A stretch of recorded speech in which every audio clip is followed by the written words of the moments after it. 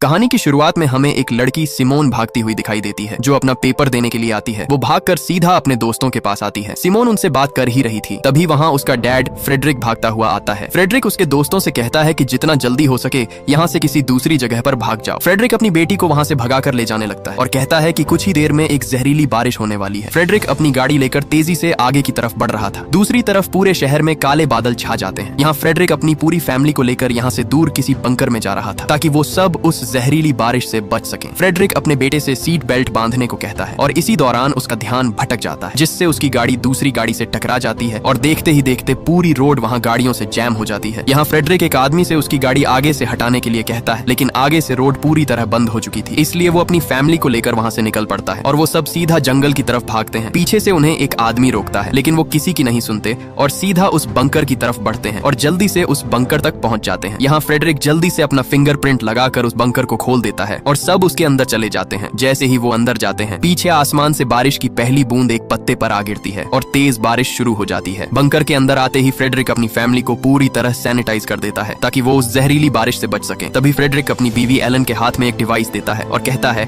कि इस डिवाइस में बंकर से जुड़ी सब मालूमात है। तभी फ्रेडरिक एक सूट पहनकर बाहर जाने के लिए तैयार हो जाता है। जाने से पहले फ्रेडरिक अपनी बेटी सिमोन से कहता है कि मुझे हर हाल में बाहर जाना होगा, क्योंकि मैं ही इस जहरीली बारिश को रोक सकता हूँ और अगर इसको रोका ना गया तो कोई भी जिंदा नहीं बचेगा। लेकिन आगे से सिमोन उसे बाहर जाने से मना करती है, लेकिन फ्रेडरिक उसे कहता है कि मैं वादा करता हूँ हर हाल में वापस आऊंगा। वो उसे अपने भाई का ख्याल रखने के लिए कहता है और वहाँ से चला जाता है। उसके जाते ही सिमोन अपने मोबाइल पर देखती है तो वहाँ उसके दोस्त भी मुसीबत में थे, क्योंकि उसके दोस्तों के माँ बाप भी उस जहरीली बारिश की वजह से मारे जा चुके थे। ये देखकर वो बहुत घबरा जाती है। इधर एलन बच्चों के लिए चॉकलेट बना रही थी, लेकिन उसके चेहरे और कांपते हुए हाथों से साफ पता चल रहा था कि उसके अंदर भी खौफ बढ़ता जा रहा था। इसी दौरान उस बंकर का दरवाजा जोर जोर से कोई पीटने लगता है। यहाँ एलन उन्हें मना करती है और बताती है कि अगर तुम्हारे डैड होते तो वो खुद अपना फिंगरप्रिंट लगाकर अंदर आ जाते, इसलिए वो उन्हें उस आवाज को नजरअंदाज करने के लिए कहती है। लेकिन आगे से सिमोन अपनी माँ से कहती है कि हमें देखना चाहिए, क्या पता वो हमारे डैड ही हों। इसलिए वो तुरंत आकर उस बंकर का दरवाजा खोल देती है और उसके सामने वही आदमी खड़ा हुआ था जो पहले उन्हें जंगल के अंदर जाने से रोक रहा था। वो आदमी उस बारिश में पूरी तरह भीगकर इन्फेक्टेड हो चुका था और इसी दौरान वो सिमोन के भाई को पकड़कर बाहर खींचता है। लेकिन तभी एलन वहाँ भागकर उस आदमी पर कूद जाती है और इसी दौरान उस जहरीली बारिश की वजह से वो वहाँ तड़पने लगती है। वो दोनों को जल्दी अंदर जाने के लिए कहती है, इसलिए सिमोन तुरंत उस बंकर का दरवाजा बंद कर देती है। अपनी माँ को मरते देखकर वो वहाँ फूट फूट कर रोने लगते हैं, क्योंकि अब उनकी माँ उनके बीच नहीं रही। तभी सिमोन अपने डैड को कॉल करती है, लेकिन उसका डैड उसकी कॉल नहीं उठा रहा था, मतलब वो भी किसी खतरे में है। इसके बाद वो अपने भाई को रात के लिए सुला देती है। अगले दिन सिमोन का भाई वही डिवाइस देखता है जो उसके डैड ने उसकी माँ को दी थी। जब सिमोन उसे देखती है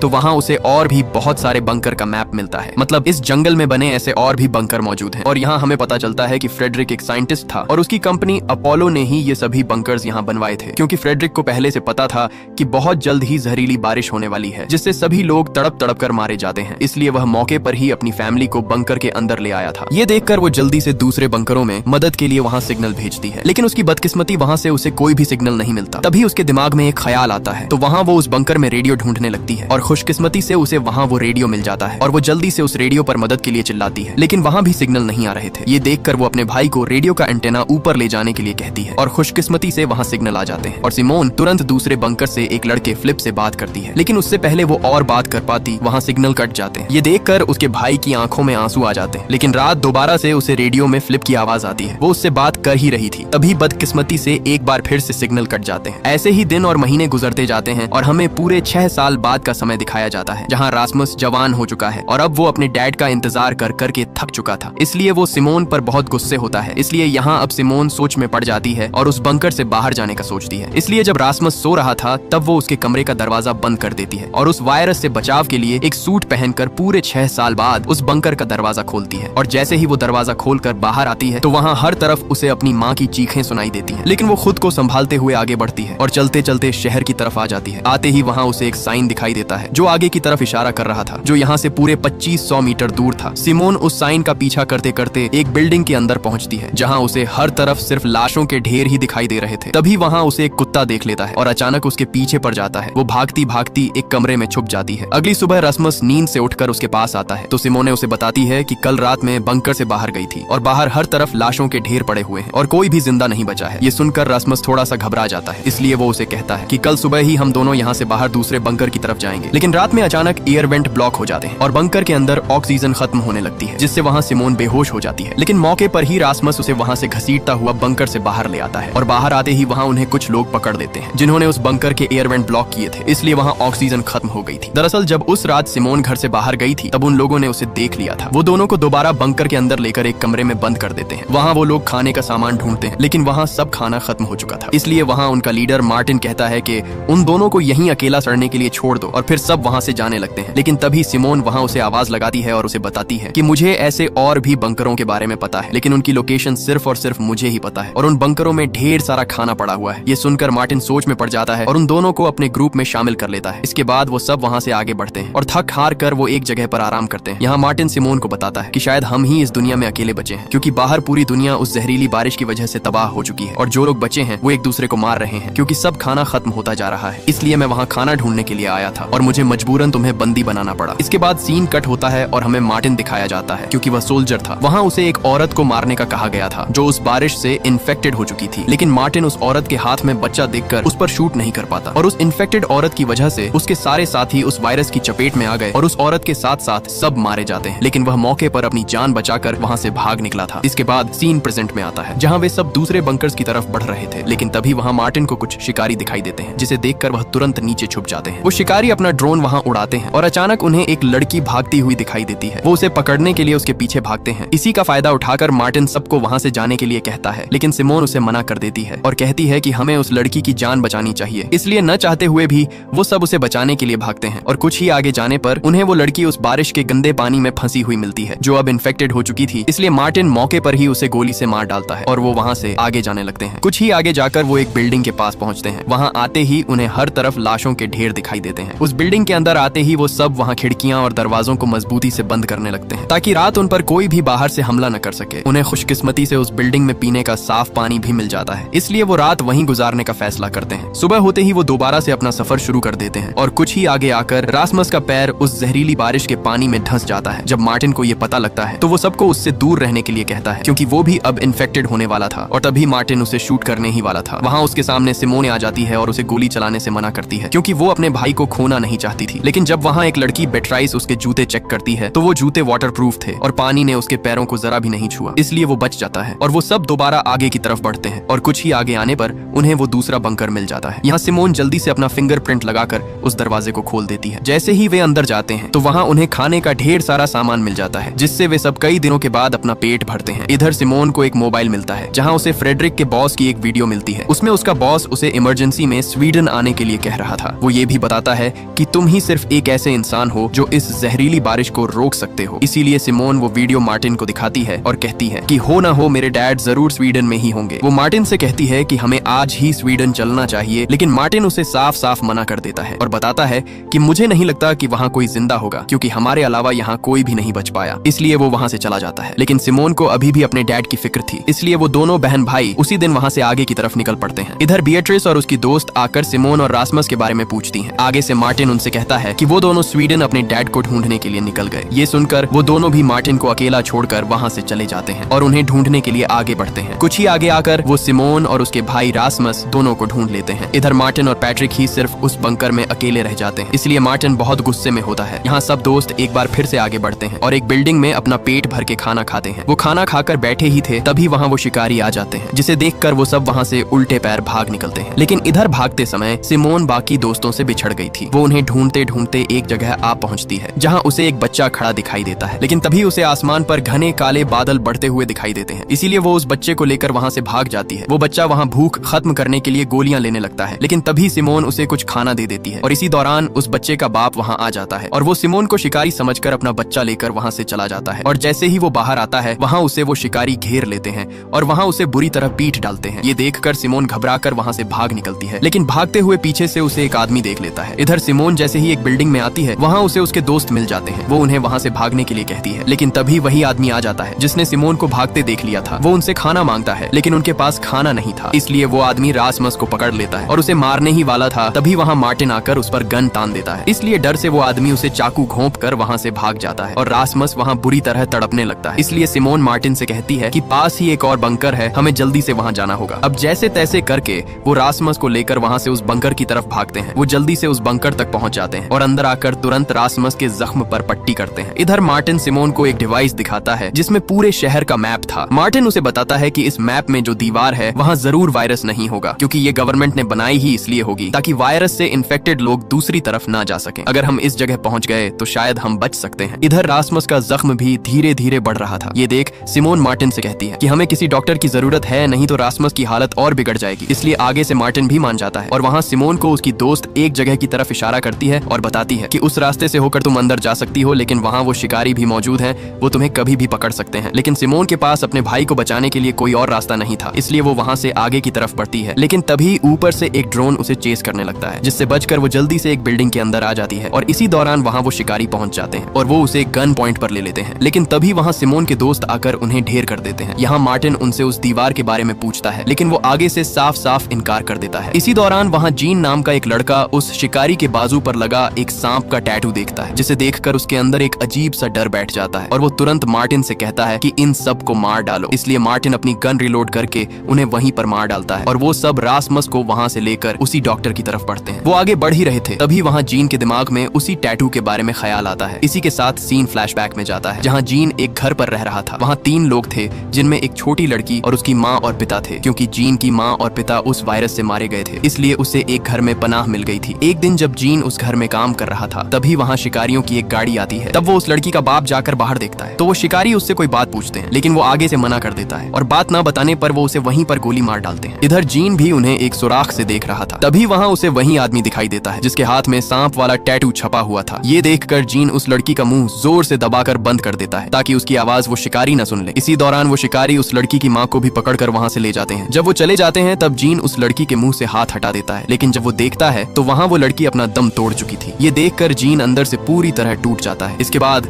सीन प्रेजेंट में आता है, जहाँ वे सब एक जगह पर पहुंचते हैं। वहाँ वे ड्रोन की मदद से उस डॉक्टर के घर का पता लगाते हैं और पता लगाकर वो उस डॉक्टर के घर तक पहुंच जाते हैं और तभी वो उस डॉक्टर के घर का दरवाजा खटखटाते हैं। तभी वो डॉक्टर बाहर निकलकर उन पर गन तान देती है, लेकिन जैसे तैसे करके सिमोन उसे शांत करती है और मौके पर ही मार्टिन उसे सब कुछ बता देता है कि उन्हें उसकी मदद की बहुत जरूरत है। इसलिए वो उनकी मदद के लिए तैयार हो जाती है और वो डॉक्टर रासमस के जख्म पर टांके लगा देती है। इसी दौरान वो उसे बताती है कि रासमस का जख्म अभी पूरी तरह ठीक नहीं हुआ, इसलिए हमें इसे टिटेनस का इंजेक्शन लगाना होगा। वो उनसे कहती है कि इंजेक्शन के लिए हमें एक बंकर में जाना होगा जो उसके घर के पास ही है। इसलिए वो तीनों उसी बंकर की तरफ बढ़ते हैं और आते ही सिमोन को वही बंकर दिखाई देता है जो उसके डैड की कंपनी अपोलो का था। डॉक्टर उसे बताती है कि मैं भी अपोलो कंपनी में काम करती थी, इसलिए मुझे भी यही बंकर दिया गया। अंदर आते ही वो डॉक्टर सिमोन के लिए एक इंजेक्शन तैयार करती है और उसे एक बेड पर बांध देती है। तभी वो डॉक्टर सिमोन को धक्का देकर उसे भी एक रस्सी से बांध देती है। वो उसे बताती है कि तुम्हारे ही डैड फ्रेडरिक की वजह से मेरी पूरी फैमिली जान से मर गई, यहाँ तक कि मेरे बच्चे भी उस बारिश की वजह से मारे गए। डॉक्टर उससे कहती है कि अगर तुम्हारे डैड वो एक्सपेरिमेंट न करते तो वो जहरीली बारिश न होती और आज मेरे बच्चे और मेरी फैमिली जिंदा होती। इधर बाकी दोस्त वहाँ उस डॉक्टर के घर से खाना ढूंढ रहे होते हैं। तभी मार्टिन बाहर देखता है तो वही शिकारी आ चुके थे। यहाँ जब जीन देखता है तो बाहर वही शिकारी खड़ा था, जिसके बाजू पर सांप का टैटू छपा हुआ था। इसे देखकर वह एकदम से चौंक जाता है, इसलिए वह एक गन उठाता है और बाहर आकर उस शिकारी को वहीं पर ढेर कर देता है। लेकिन तभी वहाँ उसे वो शिकारी आकर पकड़ लेते हैं। ये देख बाकी बच्चे दोस्त वहाँ से भाग निकलते हैं। इधर वो डॉक्टर रासमस को वो जहरीला इंजेक्शन लगाने ही वाली थी, तभी वहाँ पैट्रिक आकर उसे गोली मार देता है और मौके पर ही सब वहाँ से भाग निकलते हैं और दोबारा से अपना आगे का सफर शुरू करते हैं। और कुछ ही आगे आने पर उन्हें दूर एक घर दिखाई देता है, जिसके अंदर लाइट जल रही थी, मतलब वहाँ कोई रह रहा है, इसलिए वो उसके पास आ जाते हैं। लेकिन तभी वहाँ एक आदमी उनके सामने आ जाता है। वो उन्हें अपने घर के अंदर रात गुजारने की इजाजत दे देता है, लेकिन उन्हें अपने हथियार बाहर ही रखने होंगे, इसलिए न चाहते हुए भी वो उस घर के अंदर चले जाते हैं। अंदर आते ही उनके सामने एक जैसे कपड़े पहने बहुत सारे लोग थे, जिसे देखकर उन्हें वहाँ कुछ अजीब सा लगता है। वो उन्हें रात गुजारने के लिए एक कमरा देते हैं, जिसमें वो अपनी नींद पूरी करते हैं। और सुबह होते ही वहाँ एक औरत कैरन उन्हें सुबह का नाश्ता करने के लिए कहती है और कई दिनों के बाद आज वो अपना पेट भरकर खाना खाते हैं। लेकिन हैरानी की बात ये कि इन लोगों के पास इतना खाना आया कहाँ से है। इसके बाद वहाँ उस घर के अंदर सिमोन रासमुस को एक डॉक्टर के पास ले आती है, क्योंकि उसका जख्म धीरे धीरे बढ़ता जा रहा था। वो डॉक्टर वहाँ एक इंजेक्शन निकालता है जो बिल्कुल वैसा ही था जो पहले उस डॉक्टर के पास था जो इन्हें मारना चाहती थी। इसलिए ये देखकर सिमोन उसे मना कर देती है और कहती है कि रासमुस को बेहोश किए बिना उसका इलाज करे। इसलिए वो डॉक्टर उस इंजेक्शन को साइड पर रख देता है और जब उस डॉक्टर का ध्यान रासमुस की तरफ जाता है तो मौके पर ही सिमोन वहाँ से एक इंजेक्शन को अपने पास छुपा लेती है। वो जल्दी से उन इंजेक्शन को चेक करने लगती है। चेक करते ही उसे पता चलता है कि ये अपोलो कंपनी के ही इंजेक्शन थे। रात को सब लोग खाना खा रहे थे, लेकिन इधर मार्टिन छुपकर पूरे घर की छानबीन कर रहा था। तभी वो एक फ्रिज को खोलता है तो वहाँ उसके सामने इंसान की कटी हुई बॉडी लटक रही थी, जिसे देखकर उसके पैरों तले जमीन ही खिसक जाती है। इधर वो आदमी सब दोस्तों को एक छोटा सा पैकेट देता है और सबसे कहता है कि अगर किसी के पैकेट में एक छोटा सा फूल आ गया तो उसको अपनी जान देनी होगी, मतलब यहाँ सब लोगों की भूख को मिटाने के लिए हम उसे काटने वाले हैं। ये सुनकर वो सब एकदम से चौंक जाते हैं। वो वहाँ से जाने की कोशिश करते हैं, लेकिन उन्हें फिर से बैठा दिया जाता है। तभी मौके पर मार्टिन आकर उस आदमी के मुंह पर मुक्का दे मारता है, लेकिन इसी दौरान वो डॉक्टर उसे गन पॉइंट पर ले लेता है। वो आदमी सबसे उनके पैकेट खोलने को कहता है। यहाँ धीरे धीरे सब अपना पैकेट खोलने लगते हैं, लेकिन आखिर में जब लीना अपना पैकेट खोलती है तो उसी के पैकेट से ही वो फूल निकल आता है, जिसे देखकर उसका होश ही उड़ जाता है। वो लोग वहाँ से उसे ले जाने लगते हैं, लेकिन तभी वही औरत कैरेन उसके हाथ से वो फूल ले लेती है और कहती है कि मैं इसे अपनी बेटी जैसा समझती हूँ, इसीलिए मैं नहीं चाहती कि ये हमारी खुराक बने। वो बताती है कि ली की जगह मैं खुद अपनी जान देने के लिए तैयार हूँ। ये सुनकर ली वहाँ रोने लगती है और वो औरत उसे आखिरी बार हाथ मिलाकर वहाँ से चली जाती है। इसके बाद वो सब वहाँ से जाने के लिए तैयार हो जाते हैं। तभी उस डॉक्टर से सिमोन अपने डैड फ्रीडरिक के बारे में पूछती है। आगे से डॉक्टर उसे बताता है कि हाँ, मैं ही फ्रेडरिक का असिस्टेंट था और इस वायरस के फैलने में मेरा और फ्रेडरिक दोनों का हाथ है। ये सुनकर सिमोन दुखी होकर वहाँ से चली जाती है, लेकिन तभी वहाँ वो आदमी उस डॉक्टर को भी अपने घर से जाने के लिए कह देता है। इधर सब लोग जंगल से आगे बढ़ ही रहे थे, तभी वहाँ वही डॉक्टर आ जाता है और एक इंजेक्शन दिखाकर कहता है कि इसी इंजेक्शन की वजह से वो जहरीली बारिश फैली और सब कुछ खत्म हो गया। तभी वो इंजेक्शन अपने गले में घोंप देता है, जिससे वो तड़पने लगता है, लेकिन तभी मार्टिन उसे गोली दे मारता है और उसका काम वहीं पर तमाम हो जाता है। रात वो एक खाली घर के अंदर गुजारते हैं और सुबह होते ही मार्टिन सिमोन को वही मैप दिखाता है जिसमें वो दीवार थी। वो उससे कहता है कि हमें किसी भी तरह करके वहां तक पहुंचना होगा, नहीं तो हमारा बचना मुश्किल है। इसलिए मार्टिन सबको वहां उस दीवार के पार चलने के लिए कहता है, लेकिन यहाँ रासमुस उसे मना कर देता है और कहता है कि मैं नहीं जा सकता क्योंकि मेरी तबीयत अभी बाहर जाने की नहीं है। लेकिन सिमोन अपने भाई को अकेला नहीं छोड़ना चाहती, इसलिए वो किसी एक को उसके पास रोकने के लिए कहती है। यहाँ बेट्रिस उसके पास रुकने के लिए तैयार हो जाती है। इसके बाद वो चारों वहाँ से निकल पड़ते हैं। कुछ ही आगे आने पर वहाँ उन्हें एक और बंकर मिल जाता है। उसके अंदर आते ही उन्हें वहाँ कुछ पेंटिंग्स बनी हुई दिखाई देती हैं। मतलब इस बंकर में कोई फैमिली रह रही थी। उनकी खुशकिस्मती कि उन्हें वहाँ भी बहुत सारा खाना मिल जाता है। इसी दौरान पैट्रिक को एक टैबलेट मिलता है जिसमें कुछ वीडियोस रिकॉर्ड थी। पैट्रिक जब वो टैबलेट सिमोन को देता है तब उसे पता चलता है कि इस जहरीली बारिश के पीछे उसके डैड फ्रेडरिक का भी हाथ था, जिसे देखकर उसे बहुत बुरा लगता है। वो तुरंत उस बंकर से बाहर निकलते हैं, लेकिन तब तक देर हो चुकी थी क्योंकि बाहर वो जहरीली बारिश शुरू हो चुकी थी। इसलिए वो दोबारा उसी बंकर में रात गुजारने का फैसला करते हैं। इधर सिमोन और पैट्रिक जब बातें कर रहे थे तब पैट्रिक उसे बताता है कि मेरा किसी को भी ख्याल नहीं है, यहाँ तक कि मार्टिन भी मुझे बहुत कुछ सुनाता रहता है। इसलिए वो एकदम से उठकर उस जहरीली बारिश में चला गया। यहाँ सिमोन उसे रोकने की कोशिश करती है, लेकिन तभी वो उसे धक्का देकर नीचे बारिश में गिरा देता है और वो भी अब पूरी तरह बारिश के अंदर भीग चुकी थी। इसी दौरान मार्टिन अपनी गन लेकर आ जाता है। वो उसे गोली मारने ही वाला था, तभी उसके सामने लिया आ जाती है। वो उसे गोली चलाने से रोकती है, लेकिन मार्टिन भी साफ साफ मना कर देता है। इसीलिए लिया भी उसके साथ बारिश में चली जाती है, लेकिन तभी वो देखता है कि बारिश का कोई भी असर उन पर नहीं हो रहा। तब वो अपनी गन नीचे कर देता है और उन्हें बंकर के अंदर भेज देता है। इधर रासमस और बिएट्रिस दोनों बैठे ही थे। तभी उस बारिश की एक बूंद बिएट्रिस पर जा गिरती है, जिसे देखकर उसके होश ही उड़ जाते हैं। वो वहाँ रोती है क्योंकि अब वो भी इन्फेक्टेड होने वाली थी, लेकिन रासमस उसे यकीन दिलाता है कि एक बूंद से कुछ भी नहीं होता, तुम बेफिक्र हो जाओ। इसलिए वो पूरी रात डर से गुजारती है। इधर जब मार्टिन को पता चलता है कि सिमोन खुद बारिश में नहीं गई थी, बल्कि उसे पैट्रिक ने जानबूझकर धक्का दिया था, इसलिए वो उस पर गुस्से होता है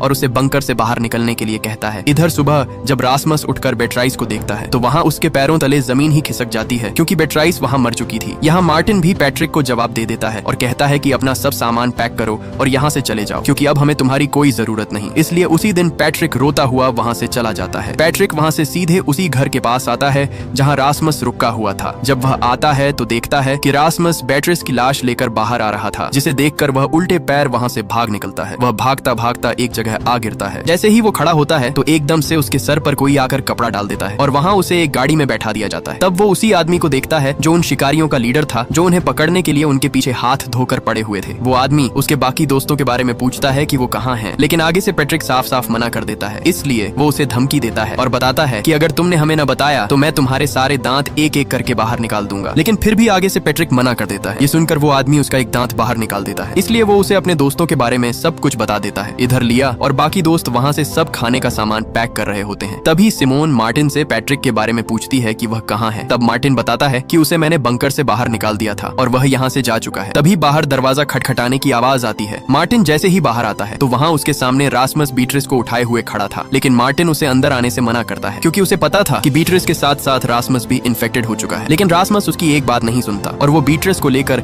सीधे बंकर के अंदर आता है। रासमस बीट्रिस को मरा हुआ देखकर बहुत दुख में था। तभी सिमोन एक सूट पहनकर उसके पास आती है और उसे कहती है कि बीट्रिस अब मर चुकी है, इसलिए अब तुम्हें इसे छोड़कर हमारे साथ चलना होगा। लेकिन रासमस उसे साफ साफ मना कर देता है और इसी दौरान रासमस एक रेडियो लेकर वहाँ से चला जाता है। वो वहाँ से आगे आता ही है कि तभी उसके रेडियो में किसी की आवाज आती है। जब वो बात करता है तो वही शिकारी आगे से उसे बताता है कि तुम कितने लोग हो, अगर तुमने हमें न बताया तो मैं तुम्हारे दोस्त पैट्रिक को मार डालूंगा। इसलिए अब न चाहकर भी वो उन्हें अपनी लोकेशन बता देता है। इसी दौरान पैट्रिक उस शिकारी को बताता है कि रासमस पहले एक इन्फेक्टेड लड़की के पास था, लेकिन वह खुद अभी तक इन्फेक्टेड नहीं हुआ। ये सुनकर आगे से वो शिकारी खुश हो जाते हैं कि वही एक ऐसा इंसान है जो हमारे काम आ सकता है। इधर मार्टिन और लिया दोनों बीट्रिस की बॉडी को जंगल में दफना देते हैं, लेकिन तभी वहाँ सिमोन आ जाती है और वो वहीं एक मैप दिखाकर कहती है कि हमें अब रास्मस और पैट्रिक दोनों को ढूंढना होगा, क्योंकि उन शिकारियों ने उन्हें पकड़ रखा है। वो जल्दी से ड्रोन उड़ाती है और वहाँ एक शिकारी का ध्यान भटकाने के लिए एक आवाज लगाती है। वो शिकारी उस आवाज का पीछा करते हुए एक जगह पहुंचता है और आते ही सब दोस्त उसे वहाँ पकड़ लेते हैं। यहाँ मार्टिन रेडियो से उसके लीडर से बात करता है और कहता है कि मैंने तुम्हारे एक साथी को पकड़ लिया है, अगर तुम उसे जिंदा देखना चाहते हो तो बदले में हमारे साथ ही तुम्हें वापस करने होंगे। अगले दिन सिमोन उस शिकारी को रास्मस से बात कराने के लिए कहती है। वह आगे से उसे कहता है कि मैं अब अकेला ही मरना चाहता हूँ। ये सुनकर सिमोन उस लीडर को अकेले जंगल में मिलने के लिए कहती है और उसी दिन वह उसे मिलने के लिए जंगल में आती है। वो शिकारी उसे बताता है कि तुम्हारा भाई रास्मस की बॉडी पर उस जहरीली बारिश का कोई असर नहीं हो रहा है, इसलिए अब मैं उसे एक इंजेक्शन लगाने वाला हूँ जिससे हमें पता चल जाएगा कि कैसे उस जहरीली बारिश को रोका जा सकता है। इसी दौरान मार्टिन उसके साथी को वहाँ ले आता है और बदले में सिमोन रास्मस को मांगती है, इसलिए वो शिकारी रास्मस को उनके पास वापस भेज देते हैं और गुस्से में रास्मस इंजेक्शन लिया से छीनकर अपने आप को लगा लेता है, जिससे वह जमीन पर जा गिरता है। ये देखकर सबके वहाँ होश ही उड़ जाते हैं, क्योंकि अब उन्हें लग रहा था कि रास्मस उनके बीच नहीं रहा, लेकिन तभी उसे होश आ जाता है और सही सलामत वह चलने लगता है। ये देखकर सिमोन को यकीन नहीं आता, क्योंकि सच में रास्मस की बॉडी पर उस वायरस का कोई भी असर नहीं हुआ। इसके बाद मार्टिन सीधे पैट्रिक के पास आता है और उसे अपनी सभी गलतियों की माफी मांगकर उसे अपने गले लगा लेता है। यहाँ अब सब दोस्त अपोलो कंपनी की तरफ जाने के लिए तैयार हो जाते हैं। तभी वही आदमी रास्मस के माथे पर प्यार देकर कहता है कि तुम ही हम सबको बचाने के लिए हमारी आखिरी उम्मीद हो। इसके बाद वो सब वहाँ से निकल जाते हैं। कुछ ही देर में वो सब अपोलो कंपनी तक पहुँच जाते हैं। पहुँचते ही वो शिकारी सिमोन और रास्मस को ही आगे जाने के लिए कहता है, बाकी सब लोग अंदर नहीं जा सकते, उन्हें एक बंकर में ही रुकना होगा। वो दोनों कुछ ही आगे बढ़ते हैं तो वहाँ उनके सामने फ्रेडरिक आ जाता है, यानी सिमोन का डैड। ये देखकर वह एकदम से चौंक जाती है। वह अपने डैड पर बहुत गुस्सा होती है, क्योंकि उसके डैड ने वापस आने का वादा किया था, लेकिन कई साल बीत गए और वो नहीं आए। तभी अचानक रास्मस नीचे गिरकर बेहोश हो जाता है। वो जल्दी से उसे मेडिकल वार्ड में ले जाते हैं और फ्रेडरिक सिमोन को बाहर इंतजार करने के लिए कहता है। इधर जैसे ही सब दोस्त उस बंकर के अंदर आते हैं, वहाँ लिया को जीन की जैकेट मिलती है। वो उसे ढूंढते हुए कुछ ही आगे बढ़ती है तो जीन उसके सामने खड़ा था, जिसे देखकर उसकी खुशी का कोई ठिकाना नहीं रहता। मतलब जीन अभी भी जिंदा था, क्योंकि वो शिकारी असल में अपोलो कंपनी के ही थे। दूसरी तरफ फ्रेडरिक सिमोन को रास्मस को दिखाने के लिए उसकी वार्ड के बाहर ले आता है। सिमोन अंदर जाना चाहती थी, लेकिन फ्रेडरिक उसे रोक लेता है और कहता है कि घबराने की कोई बात नहीं है, मैं ये सब तुम्हारे लिए ही कर रहा हूँ ताकि तुम सब इस वायरस से बच सको। इधर वार्ड में एक डॉक्टर रास्मस की थूक का सैंपल लेना चाहती थी, लेकिन रास्मस उसे मना कर देता है। तब वो डॉक्टर उसके साथ जबरदस्ती करती है, जिससे रास्मस उसके हाथ पर काट लेता है। दूसरी तरफ फ्रेडरिक जल्दी से सिमोन के पास आता है और घबराहट में उसे बताता है कि अपने भाई को लेकर यहाँ से जितना जल्दी हो सके दूर चले जाओ, क्योंकि अब इस वायरस का कोई इलाज नजर नहीं आ रहा है और ये बहुत तेजी से फैलने वाला है, जिससे सब लोग मारे जाएंगे। जैसे ही वो रास्मस के वार्ड में आता है तो वहाँ वो डॉक्टर रास्मस के काटने पर तड़प कर मर चुकी थी। ये देखकर फ्रेडरिक जल्दी से रास्मस की थूक लेकर माइक्रोस्कोप पर जब देखता है तो वहाँ उसके पैरों तले जमीन ही खिसक जाती है और वो तुरंत सब बंकर पर इमरजेंसी लगा देता है और सब बंकर वहाँ पूरी तरह बंद हो जाते हैं। फ्रेडरिक जल्दी से अपोलो कंपनी के मैनेजर से बात करता है। वो आगे से उसे बताता है कि किसी भी तरह करके रास्मस का ऑपरेशन करो ताकि हम वैक्सीन बना सकें। लेकिन फ्रेडरिक को पता था कि अगर उसने रास्मस का ऑपरेशन किया तो रास्मस अपनी जान से हाथ धो बैठेगा और वह यह बिल्कुल नहीं चाहता था। इसलिए फ्रेडरिक सिमोन से कहता है कि जितना जल्दी हो सके अपने भाई को यहाँ से कहीं दूर ले जाओ, क्योंकि उसकी जान खतरे में है। ये सुनकर सिमोन जल्दी से आकर मार्टिन से बात करती है और उसे बंकर के दरवाजे खोलने का रास्ता बताती है और जैसे तैसे करके वो उस बंकर का दरवाजा खोल लेते हैं और रास्मस को साथ लिए बिना वहां से बाहर भाग निकलते हैं। लेकिन तभी आगे से फ्रेडरिक आ जाता है और उनसे कहता है कि तुम्हें रास्मस को भी साथ लेकर ही जाना होगा। तभी फ्रेडरिक अपनी गन उन पर तान देता है और धमकी देता है कि अगर तुम रास्मस को साथ लेकर नहीं गए तो मैं तुम सबको गोली मार डालूंगा। लेकिन अचानक मार्टिन आगे बढ़ता है और मौके पर ही फ्रेडरिक उसे गोली मार देता है, जिससे मार्टिन बुरी तरह जख्मी हो जाता है। लेकिन तभी सिमोन उसे धक्का देकर नीचे गिरा देती है और जैसे तैसे करके वो सब अपनी जान बचाकर वहां से भाग निकलते हैं। और इस मूवी का पार्ट 1 यहीं पर खत्म हो जाता है। अगर आपको इसका पार्ट 2 चाहिए तो कमेंट में पार्ट 2 लिखें।